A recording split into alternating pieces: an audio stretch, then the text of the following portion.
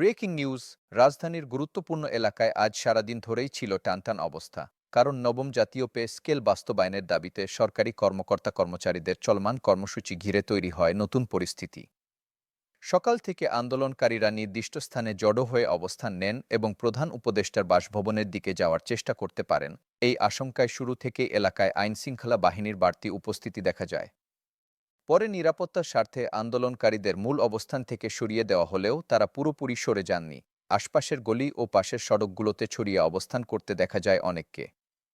মূল সড়কে যাতে আবার কেউ জড়ো হতে না পারে সেজন্য পুলিশ ও অন্যান্য বাহিনীর সদস্যরা ব্যারিকেড দিয়ে পাহারা বসান এবং সার্বক্ষণিক নজরদারি চালাতে থাকেন। ঘটনাস্থলে দেখা গেছে ইউনিফর্ম পরা সদস্যদের পাশাপাশি সাদা পোশাকেও অনেকে দায়িত্ব পালন করছেন।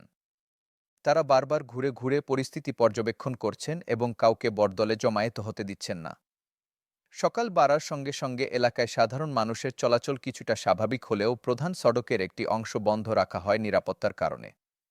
বিকল্প রাস্তা ব্যবহার করতে বলা হয় চালকদের, আর ট্রাফিক পুলিশ সেখানে দিক নির্দেশনা দেয় যাতে মানুষের ভোগান্তি কম হয়।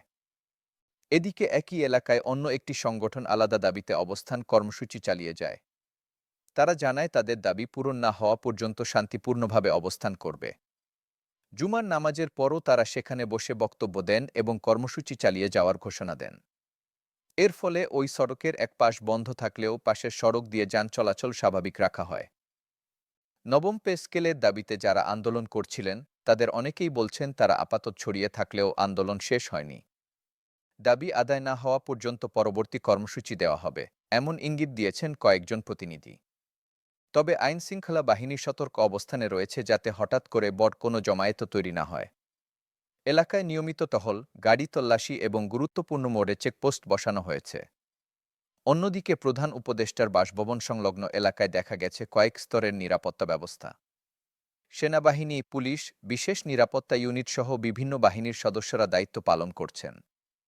সাধারণ মানুষ বা অপ্রয়োজনীয় যানবাহনকে সেখানে প্রবেশ করতে দেওয়া হচ্ছে না। পুরো এলাকায় শান্ত পরিবেশ বজায় রাখতে কর্তৃপক্ষ সতর্কভাবে পরিস্থিতি দেখছে। দিনের শেষ ভাগে পরিস্থিতি অনেকটাই শান্ত থাকে এবং বড় কোনো অপ্রীতিকর ঘটনার খবর পাওয়া যায়নি।